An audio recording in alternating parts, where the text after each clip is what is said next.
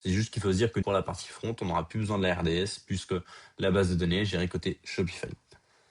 Pour la partie RDS, qui est une base de données managée, donc elle ne tourne pas sur le C2. Donc comme je disais avant, ça évite de se retrouver avec, si on a une EC2 compromis, on se retrouve avec sa base de données compromis automatiquement. Non, c'est pas automatique, c'est une possibilité, mais c'est pas automatique. Ensuite, ça permet aussi d'avoir de la performance dédiée à la base de données, donc ne pas avoir de la performance partagée par le C2 pour la base de données et le site. Au-delà de ça, ça permet de mettre plus de règles de réplication.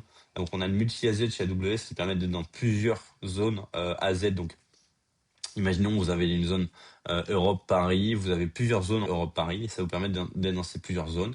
Vous allez avoir des réplicas en lecture qui permettent d'encaisser les pics de consultation. C'est-à-dire que si vous avez 10 000 personnes à consulter les pages, on n'est pas sur l'écriture, on est sur de la lecture. Et donc, vous allez pouvoir ces réplicas de lecture pour éviter d'impacter le trafic de vos utilisateurs et la latence. Et ensuite, vous allez avoir tout ce qui est patch, etc., qui permet d'avoir toutes les mises à jour de sécurité de base sur votre base de données RDS, donc qui vous évite tout ce suivi et cette maintenance.